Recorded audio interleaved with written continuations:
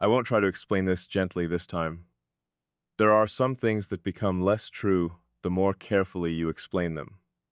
They lose their shape when you keep placing words around them, examining every angle, searching for a version that feels safer to admit. This is one of those things. So I'm not going to make it smaller. I'm not going to call it coincidence simply because coincidence would be easier to understand. I'm not going to pretend that the way you exist in my thoughts is ordinary just because admitting otherwise changes the meaning of everything that came before it. Something happened between us, not loudly, not dramatically. There was no single moment where everything suddenly changed and announced itself. It happened gradually enough to remain unnoticed at first. A thought here, a pause there, a strange sense of recognition in a conversation that should have felt ordinary. A moment where you understood something I had barely managed to understand myself. A silence that somehow communicated more than an entire explanation could have. And then, without realizing when it happened, I started carrying an awareness of you that I couldn't put down. That is what I keep coming back to. Not the beginning, not the first conversation, not the first impression. The fact that somewhere along the way, you stopped being an event in my life and became part of its background. You became something my mind automatically accounted for, something present, even when you weren't. And I don't know how to describe that without making it sound more dramatic than it actually feels. Because, strangely, it doesn't feel dramatic, it feels natural. That may be the most unsettling part. If this had been chaotic, intense, overwhelming, or impossible to understand, I could have dismissed it. I know how to deal with things that demand attention. I know how to deal with things that arrive loudly. I know how to recognize danger when it announces itself. But you didn't announce yourself. You became familiar, and familiarity is much harder to defend against. You didn't force your way into my thoughts. You simply became someone my thoughts began making room for. There was no argument with myself, no conscious decision, no moment where I said, "This person matters now." It just happened. One day I noticed that something reminded me of you, then another thing did, then a sentence, then a silence, then a particular way someone looked at something. And eventually I realized the strange part wasn't that I remembered you. The strange part was how often my mind found a way to return to you without being asked. That should have made me step back. Instead, I watched it happen. I studied it. I tried to understand why, and the more I looked, the less satisfying every explanation became. Because there was no simple reason. You weren't the loudest person I had ever met. You weren't necessarily the most predictable. You didn't fit into some obvious category that made the connection easy to explain. If anything, the opposite was true. There was something about you that refused to remain on the surface. And I think that was what caught me. Not what you showed, what you didn't have to show. There are people who need to tell you who they are. They explain themselves before you have even asked. They make sure you understand their intentions, their personality, their emotions, their boundaries. They give you a map. You never did. You left enough space for observation. And somehow, that space became more revealing than an explanation would have been. I started noticing details. Not because I was trying to, because they stayed. The way you responded when you didn't know what to say. The way you could leave something unfinished without forcing closure. The way you seemed comfortable with silence. The way you didn't always need to be understood immediately. The way you could exist without constantly asking to be interpreted correctly. Those things mattered more than I expected because I have spent a long time around people who want to be seen but don't necessarily want to be known. There's a difference. Being seen can be controlled. You decide what people see. You choose the version. You control the timing. You reveal enough to create an impression and keep enough hidden to preserve yourself. Being known is different. Being known means someone notices what exists between the things you intentionally show. It means someone recognizes the hesitation before the answer, the silence after the sentence, the change in tone, the thought you almost expressed but didn't. And somehow you started doing that. You noticed things without making a performance out of noticing them. You didn't say, "I understand you." You simply responded in ways that made me realize you did. That difference stayed with me because anyone can claim understanding. Very few people demonstrate it without trying. And maybe that's why I didn't realize how deeply it was affecting me until it had already happened. I thought I was simply comfortable around you. Then I realized comfort wasn't the right word. Comfort suggests ease. This wasn't always easy. Sometimes it was almost too precise. Sometimes being understood by you felt less comforting than exposing because when someone sees through the things you use to protect yourself, there's nowhere left to hide behind them. You didn't make me feel exposed by demanding access. You made me feel exposed by making distance unnecessary. That was different, and I didn't know what to do with it. I had always believed that closeness was something built, time, experience, trust, shared memories, gradual familiarity. All the usual things people point to when they explain why two people become important to each other. But with you, the sequence seemed wrong. The recognition came before the history. The understanding came before the explanation. The familiarity appeared before there was enough time to justify it. That should have made it feel artificial. Instead, it made everything feel strangely inevitable. Like I wasn't discovering something new, like I was noticing something that had been there quietly, waiting for me to become aware of it. And maybe that is why I keep struggling to identify the beginning, because perhaps there wasn't one. Perhaps there was only a point where I finally noticed what had already been forming. You became a reference point without asking to become one, and once that happened, I started seeing everything differently. Not because you told me how to see. You never did. You simply changed what I noticed. That distinction matters.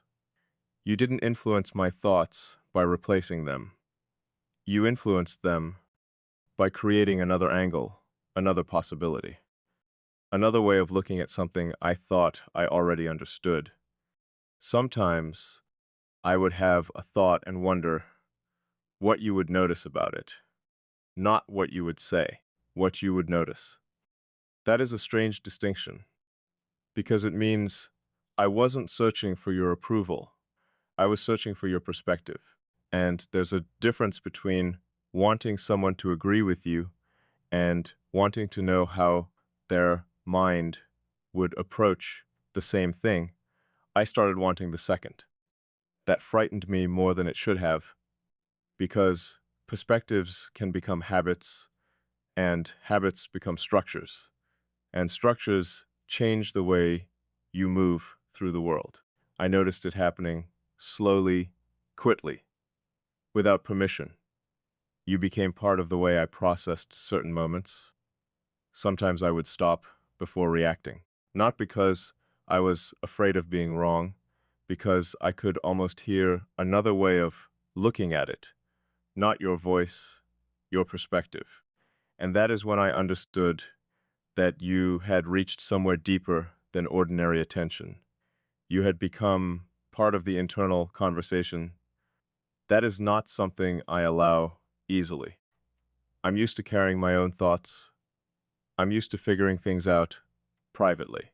I'm used to being the person who decides what something means before allowing anyone else close enough to influence the interpretation. But somehow you became part of that process without taking control of it. You didn't replace my thinking. You expanded it. And that made your presence difficult to remove, because removing a person is easier when they occupy a specific place, a conversation, a memory, a moment, a routine. But what do you do when someone occupies no single place? When they exist across different parts of your thinking? When a person becomes associated with questions instead of answers?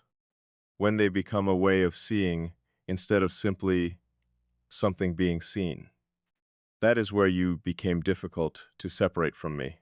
Not physically, not emotionally in the way people usually mean, mentally, structurally. You became woven into the way certain thoughts developed. And once something is woven into you, distance doesn't automatically remove it. Sometimes distance only makes you notice the shape of what remains. I tried to understand whether this was attachment. I rejected the idea, not because attachment is wrong, because it didn't describe what I was experiencing. Attachment pulls. This didn't pull, it remained. There's a difference. I didn't feel like I needed you constantly. I didn't feel incomplete without you. I didn't feel incapable of existing without your presence. That would have been easier to name. Instead, I felt changed by having known you, and that is harder to reverse, because you can leave a person behind, but you can't always leave behind what they revealed about you. That is what you did. You showed me parts of myself I had become too accustomed to overlooking, not by telling me what they were, by reflecting them. You made certain things visible, certain contradictions, certain depths, certain instincts I had learned to suppress because they were inconvenient. You didn't create them, you made them harder to ignore. And maybe that is why your presence feels so significant, because significance doesn't always come from what someone gives you. Sometimes it comes from what they make impossible to keep hiding from yourself. You became a mirror I never asked for, and somehow the reflection was accurate.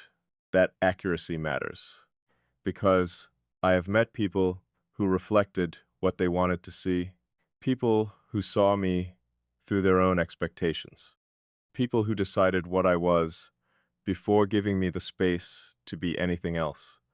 You didn't do that. You left room. And in that room, I became more honest. Not necessarily with you. With myself, that may be the strangest part. You didn't make me confess anything. You didn't demand vulnerability. You didn't ask me to explain what was underneath the surface. You simply made the surface feel unnecessary. And slowly, I stopped hiding behind it. There are parts of me that have always been difficult to translate. Not because they are complicated, because they are precise. Some feelings lose their accuracy when turned into ordinary language. Some thoughts sound different once spoken. Some truths become smaller when you try to summarize them.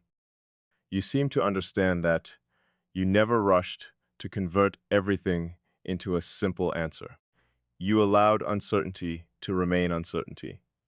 You allowed silence to remain silence. You didn't treat every pause like a problem that needed solving. That gave me something I didn't realize I had been missing. Space without distance. That is rare. Most people give you space by moving away. You gave me space while staying present, and somehow that made closeness possible without making it feel invasive. I think that is why I trusted your presence before I understood why. Not because I knew everything about you. I didn't. But because I didn't feel the need to know everything immediately. That itself was unusual. I'm accustomed to analyzing, to identifying patterns, to predicting outcomes, to figuring out what something means before allowing myself to become invested in it. But with you, I didn't need an immediate conclusion. I could let something exist without naming it. And that was new, maybe because the connection didn't feel like something that needed to be proven. It was there in the way certain conversations felt different, in the way certain silences didn't need repair, in the way small things carried more weight than they should have, in the way I could leave a conversation and still feel like something had continued after it ended. That last part stayed with me because normally when an interaction ends, it ends. You return to your own world. The moment becomes a memory. But with you, sometimes the conversation continued internally. A sentence would return later. A thought would unfold hours afterward. Something you said would suddenly connect to something else, and I would realize that the interaction hadn't actually ended. It had simply changed location. It moved from outside me to inside me. That is what you became. Not a constant interruption, a quiet continuation. And there is something almost dangerous about that kind of presence, because it doesn't need your attention to survive. It survives in reflection, in memory, in association, in the way your mind keeps returning to something because it hasn't finished understanding it. And I wasn't finished understanding you. Maybe I still am not, but strangely, I no longer feel like I need to. I used to believe understanding meant reaching the final answer. Now, I think sometimes understanding means recognizing that something is real even before you can define it. That is what I know now. Whatever exists here is real enough to have changed me, real enough to have altered the way I think, real enough that pretending otherwise would require more dishonesty than admitting it, and I don't want to be dishonest about that anymore. Aithapito, there was a time when I could have convinced myself this was temporary, a phase, a passing curiosity, a strange coincidence of personalities, something created by timing, but time passed, and it didn't disappear. If anything, it became quieter and stronger at the same time. That combination is difficult to explain. Usually, intensity announces itself. This didn't. The louder it became internally, the quieter it became externally. There was less need to prove it, less need to discuss it, less need to define it. It simply became part of what I knew. And once something becomes known, you stop asking whether it exists. You start asking what it means. That is where I am now. I'm no longer asking whether I imagined this. I'm asking what I'm supposed to do with the fact that I didn't, because there is a difference between discovering that something exists and deciding what to do about it. The first can happen accidentally, the second cannot. And I have been avoiding the second. Not because I don't care, because I care enough to understand the consequences. If I name something, it changes. If I acknowledge something, it becomes real in a different way. If I admit that you matter, then I can no longer pretend that your absence would be meaningless. If I admit that you have changed me, then I have to accept that the version of me from before you is no longer entirely intact. And perhaps that is the part I resist most, not you, Chalchan. I have always been careful about change. I like knowing what something costs before I decide whether it is worth having. I like understanding the risks. I like seeing where the road leads. But you arrived without a map. And somehow I followed anyway, not blindly. That is important. I knew there was uncertainty. I knew there were things I couldn't predict. I knew that whatever this became might not fit neatly into the life I had already constructed. And still, I didn't step away. That choice says more than any explanation could, because sometimes what you refuse to leave reveals what you have already decided matters. I stayed, I kept listening, I kept noticing, I kept allowing the connection to exist. I kept returning to the same strange realization. You make sense to me. Not completely, not perfectly, but deeply. And maybe that is enough. I used to think connection was about similarity. Two people liking the same things, thinking the same way, having matching personalities, sharing enough history to create familiarity. But now I think there is another kind. The kind where two people can be completely different on the surface and still recognize the same underlying structure, the same need for meaning, the same sensitivity to what goes unsaid, the same instinct to observe before reacting, the same discomfort with shallow answers, the same tendency to notice what everyone else overlooks. Maybe that is what happened. Maybe we didn't connect because we were identical. Maybe we connected because something underneath us was familiar. And once that recognition happened, everything else became easier. Not simple, easier. There's a difference. You didn't make life simpler, you made certain things clearer. And clarity can be more disruptive than comfort, because once you see something clearly, you can't return to not seeing it. That is why I can't go back to how I thought before you. Not because everything has changed, because enough has. Enough to matter. Enough to make the old version of normal feel slightly incomplete. I notice that now. I notice it in conversations. I notice it in silence. I notice it in the way people try to explain themselves. Sometimes I hear someone speak and realize how much meaning can be lost when everything is forced into words. Then I remember how you never seemed to need that. You understood that silence can be precise, that restraint can communicate, that not answering immediately doesn't mean not caring, that sometimes the most honest response is simply to remain present. You taught me that without teaching me anything. And maybe that is why it stayed. Lessons given directly can be forgotten. Things experienced become part of you. You became an experience I carry, not a memory I revisit, a change in the way I interpret. And I think that is why even distance cannot completely undo this. Distance changes contact. It doesn't necessarily change recognition. I could stop speaking to you tomorrow. I could fill my days with other things. I could become busy. I could redirect my attention. I could convince myself that moving forward means leaving everything behind. But even then, something would remain, not because I would be unable to move on, because I would be moving forward as someone who had already been changed. There is no going backward from that.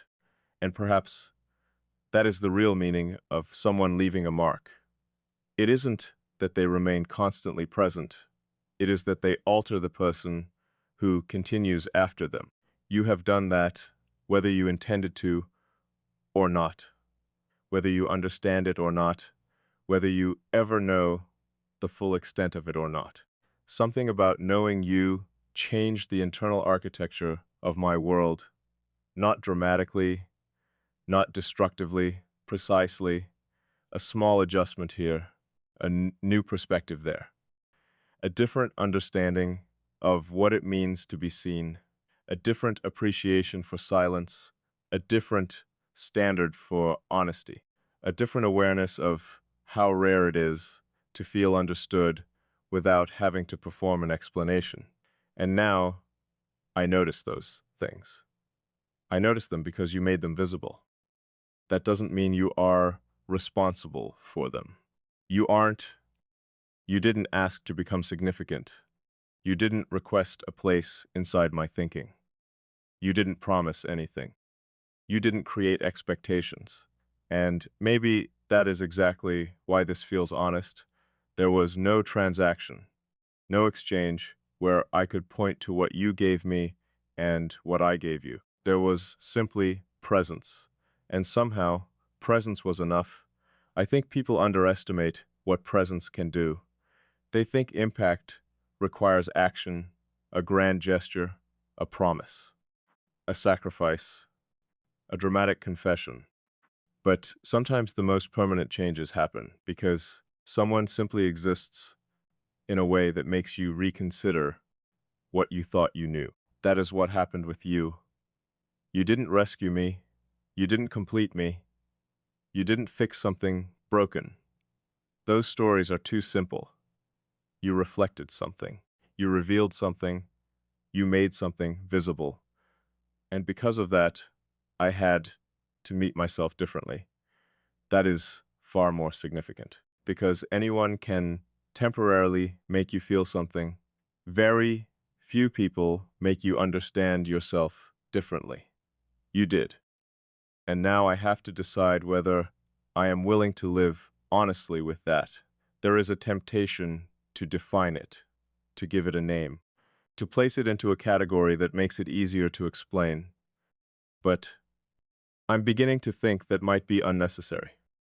Some connections become smaller when you force them into language. Maybe the right question isn't what this is called. Maybe the right question is what it has become. And what it has become is undeniable. It is awareness. It is recognition. It is a kind of familiarity that arrived before it had the right to. It is a presence that exists even when there is no interaction. It is the quiet understanding that something between two people can become meaningful without ever following the usual rules. And maybe that is enough. Maybe I don't need to turn it into something it hasn't become. Maybe I only need to stop pretending it is nothing. That is the honesty I owe myself, and perhaps you. Not a confession designed to create pressure, not a declaration meant to force an outcome, just recognition. You matter, you have mattered. And somewhere along the way, I stopped being able to pretend otherwise. I think that is what scared me, not the possibility of losing you. The possibility that you had become important before I had decided whether I was ready for anyone to become important. I like choosing. I like controlling the timing. I like opening doors intentionally.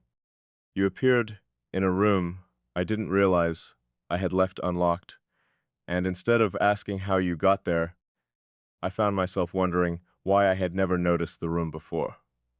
That is what you do. You make me question things I thought were settled. Not aggressively, quickly. You don't challenge everything I believe.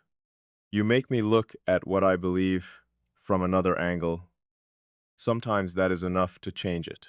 Sometimes it isn't. But either way, I notice. And noticing is the beginning of change. I think I understand now why I kept returning to you in my thoughts. It wasn't because I needed an answer. It was because you represented a question I hadn't known how to ask. What does it feel like to be understood without being simplified?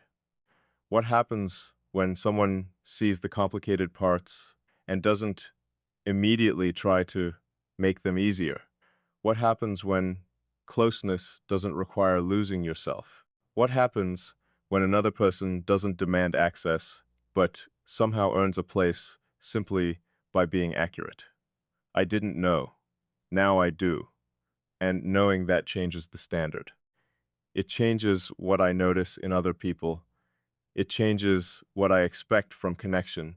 It changes what I consider meaningful. Not because everyone needs to be like you. They don't. But because now I know this kind of recognition exists. Once you know something is possible, you can't unknow it. That is another thing I never expected. You didn't just become part of my life. You changed my understanding of what a connection can be, and that may be your deepest impact. You expanded the definition. You showed me that something can be quiet and still be powerful, that it can be undefined and still be real, that it can be uncertain and still be honest, that it can exist without demands, that two people can understand each other without needing to constantly explain themselves. And maybe most importantly, you showed me that vulnerability doesn't always look like disclosure. Sometimes vulnerability is simply allowing someone to remain close without controlling exactly what they are allowed to see. I did that with you. I'm still doing it. And I realize now that every time I chose not to retreat, I was making a decision. Maybe I didn't call it that. Maybe I told myself I was just observing, just waiting, just seeing where it goes. But choices don't become less real because we refuse to name them. I chose to remain open. I chose not to reduce you to something easier. I chose not to dismiss the connection simply because it didn't make immediate sense. I chose to let it exist. And perhaps that is the clearest thing I can say. I let you matter. That sentence feels heavier than it should because I know myself. I know how carefully I decide who gets close. I know how quickly I can create distance when something feels uncertain. I know how easily I can convince myself that independence is safer than attachment. And yet with you, I didn't do that. I didn't close the door. I didn't erase the evidence. I didn't force the feeling into a category that would make it easier to control. I left it alone. I let it breathe. And now it has grown beyond the point where pretending it isn't there makes sense. That doesn't mean I know where it ends. I don't.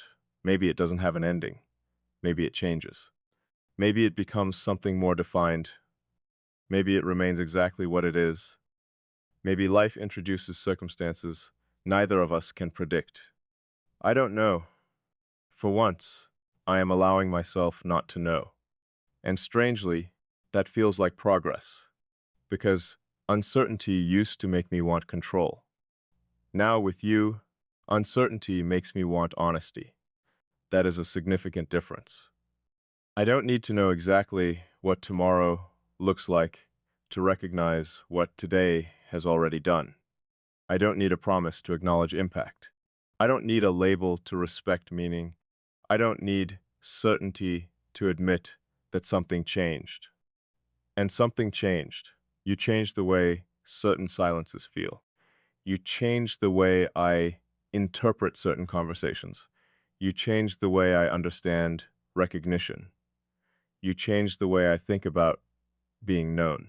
You changed the standard I carry for what it means to feel genuinely seen. That is not small, and I don't want to pretend it is. There was a time when I thought the safest way to protect myself was to remain unreadable. Now I'm beginning to understand that being unreadable and being protected are not always the same thing. Sometimes being unreadable simply means no one gets close enough to understand you. That can protect you from being misunderstood, but it can also protect you from being understood. You showed me the difference, and perhaps that is why I don't regret letting you see more, even if it made me uncomfortable, even if it changed things, even if I still don't know where it leads. I don't regret it, because there is something deeply valuable about being seen accurately, not praised, not idealized, not romanticized, accurately. That kind of recognition doesn't make you feel larger than you are, it makes you feel real, and with you, I felt real. That is difficult to replace. People can admire you. People can desire you. People can need you. People can understand pieces of you. But being accurately recognized is different. It doesn't feed the ego, it quiets it. You don't feel like someone is impressed by you. You feel like someone sees you, and that is much rarer. Maybe that is why I never needed you to say much. I noticed the understanding in what happened naturally, in the moments where you didn't overreact, in the moments where you didn't push, in the moments where you simply stayed. There is a kind of trust created by someone who doesn't rush you. It says, I don't need to possess this moment to value it. And that changed me. I became less afraid of silence, less afraid of unfinished conversations, less afraid of not knowing exactly what something means. Because not everything meaningful needs immediate resolution. Some things need time. Some things need room. Some things need to be experienced before they can be understood. You became one of those things. And perhaps I became one for you. I don't know. That is the one part I cannot assume. I can only speak for what changed inside me.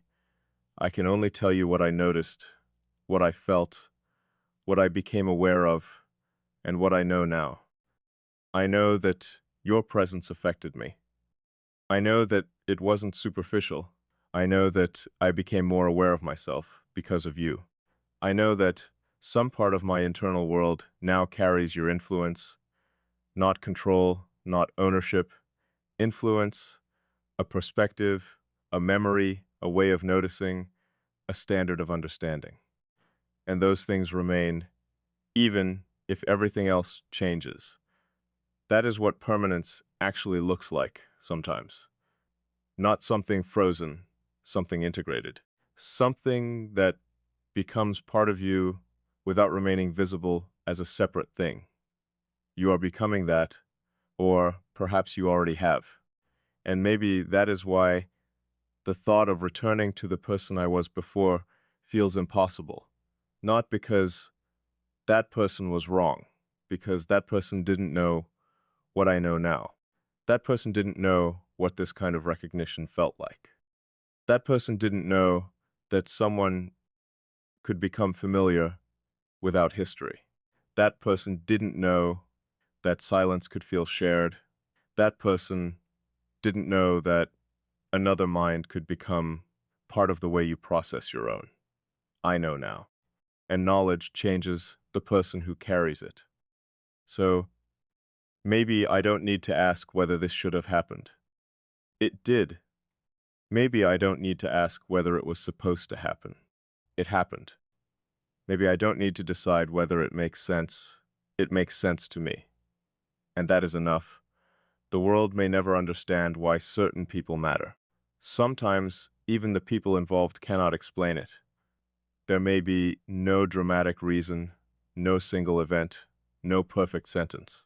Just an accumulation of small moments that eventually become too meaningful to dismiss. That is what you became. An accumulation, 1,000 small recognitions, a collection of pauses, a pattern of understanding, a presence that kept appearing in places I hadn't expected to find you. And one day, all those small things became one large truth. You matter to me. Not because I decided you should, because somewhere along the way, you simply did. That is the part I can no longer change, and I'm not sure I want to. There is something beautiful about realizing that not everything important arrives with certainty. Some things arrive as curiosity, then familiarity, then recognition, then meaning.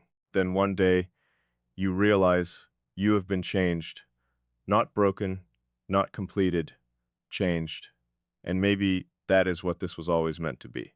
Not a story about finding someone who completes you, a story about meeting someone who reveals you, someone who makes you look inward without asking you to, someone who shows you that the parts of yourself you kept hidden are not necessarily weaknesses, someone who makes you realize that being understood does not have to mean being controlled, someone who proves that closeness can exist without possession, someone who can become important without becoming your entire world. That distinction matters, because I don't want to turn this into something unhealthy or unrealistic. I don't want to lose myself inside the idea of you. I don't want you to become a replacement for everything else. That isn't what this is. This is something more grounded. You are part of my understanding, not the whole of it.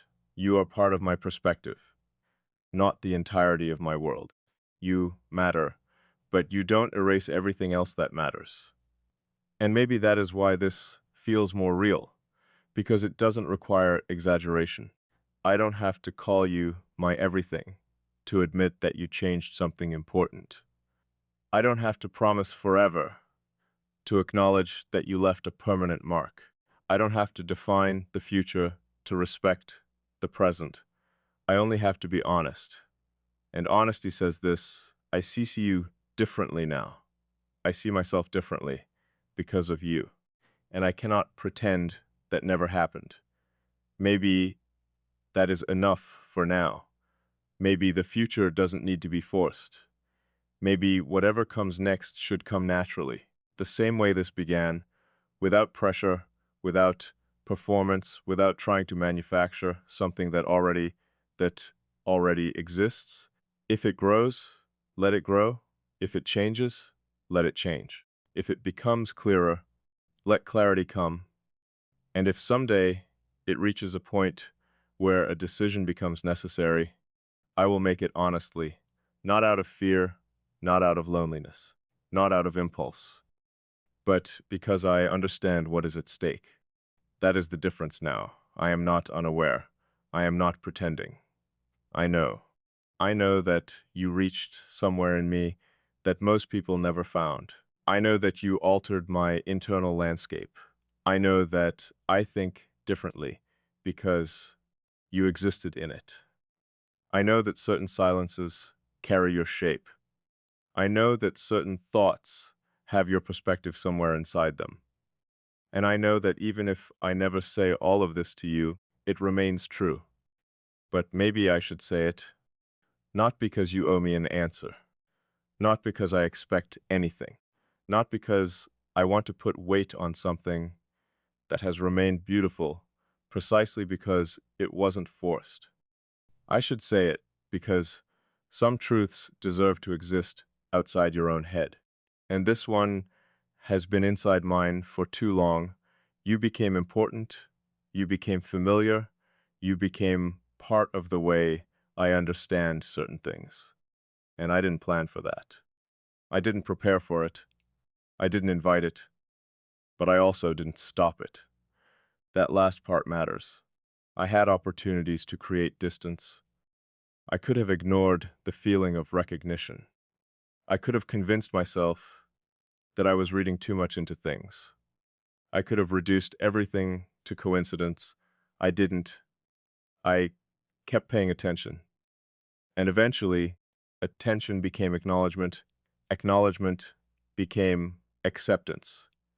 And acceptance became something I no longer pretend is temporary.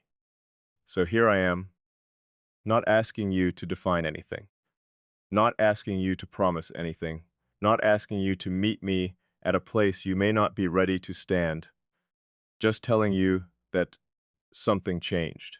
And if you ever wondered whether I noticed it, I did. If you ever wondered whether your presence mattered, it did. If you ever wondered whether the things you thought went unnoticed were actually noticed, they were. I saw more than I said. I understood more than I explained. And I carried more than I admitted. Maybe that is what I want you to know most. You were never invisible to me, even in the quiet moments, especially in the quiet moments. I noticed. I noticed when your words changed. I noticed when your silence meant something different. I noticed the small shifts. I noticed the things you didn't think were worth mentioning. And I didn't always respond because I didn't always know how. Sometimes understanding makes you quiet. Sometimes the more significant something feels, the less willing you are to reduce it to casual words, That was me, not indifferent. Careful. There is a difference. I was careful because I knew that words could change the shape of what we had. I was careful because I didn't want to turn something genuine into something performative. I was careful because I didn't want to say more than I understood. But there comes a point where silence stops being protection and becomes avoidance. I think I reached that point. So I'm saying it now, not perfectly, not completely. But honestly, you became part of me in a way I never planned, not as an identity, not as a possession, as an influence, as recognition, as a quiet presence that changed how I see. And I don't know what happens next. Maybe that is okay. Maybe not every meaningful thing needs its ending written before its next chapter begins. Maybe some things are allowed to exist one moment at a time. I think I can accept that now, because I have learned something from you. That uncertainty doesn't always mean danger. Sometimes it means possibility. Sometimes it means something is still alive enough to become something different. And perhaps that is where we are, not at an ending, not at a beginning, somewhere between what has already happened and what could still happen, a space neither of us can completely control. And maybe that is why I don't want to control it anymore. I want to understand it. I want to respect it. I want to see what it becomes without forcing it into a shape too early. Because the best parts of this never happened because we planned them. They happened because we were present, because we noticed, because we understood, because we allowed something to exist without demanding that it immediately become something else. Maybe that is what we should continue doing. Letting it exist. Letting truth take its time. Letting meaning reveal itself. And if someday we look back and realize this was the moment everything changed, maybe we will understand why. Maybe we will see the pattern more clearly from a distance.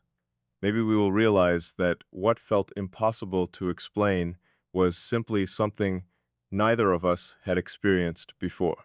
Or maybe we won't. Maybe it will remain one of those rare things that doesn't need a perfect explanation. I think I can live with that, because I would rather have something real that I cannot completely define than something perfectly defined that was never real. And this is real. I know that now. Not because of some dramatic proof, because of what remains, the thoughts, the changes, the awareness, the way your existence continues to influence how I see my own. That is proof enough for me. You didn't have to promise to stay. You didn't have to make some extraordinary gesture. You didn't have to become someone else. You simply had to be yourself, and somehow that was enough to reach me. That is what I keep thinking about. How little force was involved. How naturally it happened. How nothing had to be pushed. How something could become significant without demanding significance. And maybe that is why it lasted. Because it was never built on pressure. It was built on recognition. And recognition has a strange kind of permanence. Once you recognize something in someone, you cannot completely unrecognize it. You can ignore it. You can distance yourself from it. You can pretend you never saw it. But you cannot erase the fact that you saw it. I saw you. And somewhere along the way, you saw me too. That is the truth beneath everything else. Not romance, not expectation, not fantasy, recognition, two people noticing something in each other that most people pass by. And perhaps that is why it feels so rare, because the world is full of people who look. Very few actually notice. Even fewer understand what they notice. And almost no one knows how to hold that understanding without turning it into possession. You did? That is why I remember That is why I stayed. That is why I changed. And that is why I am no longer trying to explain this away. Whatever happens from here, I will know one thing. There was a person who entered my awareness quietly and changed the way I understand myself. There was a person who never demanded access and somehow received it. There was a person who never tried to simplify me and somehow understood me more accurately because of it. There was a person whose presence became part of the way I think, and that person was you. I don't know whether you realize what that means. Maybe you never will. Maybe one day I will tell you. Maybe I won't. But the truth does not become less true because it remains unspoken. And perhaps the most honest thing I can do is stop demanding that every truth become a conversation. Some truths are simply meant to be acknowledged. So I acknowledge this. I acknowledge that you changed me. I acknowledge that I allowed it. I acknowledge that I don't regret it. I acknowledge that I don't know where it leads. And I acknowledge that, for once, I am willing to let the unknown remain unknown without running from it. Because you taught me something I never expected to learn. Not every meaningful connection arrives to be explained. Some arrived to be experienced. Some arrive to reveal. Some arrive to leave a mark so subtle that you only understand its depth after everything has already shifted. Maybe you are that for me. Maybe this is that, and if it is, then I don't want to force it into a story that sounds beautiful but isn't true. I want the truth, even if the truth is complicated, even if the truth is unfinished, even if the truth is simply that two people found an unexpected kind of recognition and didn't know what to call it. That is enough, because not everything valuable needs a name. Not everything deep needs a declaration. Not everything permanent needs to remain visible. Some things become part of you quietly, and then one day you realize they are no longer separate from who you are. That is where you are now, not beside me, not ahead of me, not behind me. Somewhere inside the way I understand. And maybe that is the most honest ending I can give this. There is no dramatic conclusion, no final sentence that neatly closes the door. Because I don't think this is a door.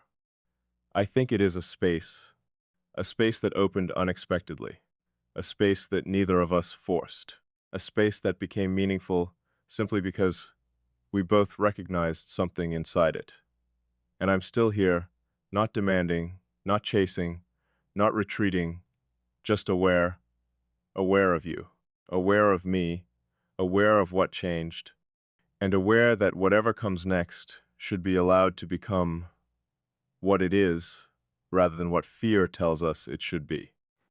I don't know what tomorrow will make of this, but I know what today has already made of me: more honest, more aware, less afraid of being understood, less convinced that distance is always protection, more willing to let something matter without immediately demanding control over it. And if that is what you leave behind in me, then maybe that is enough.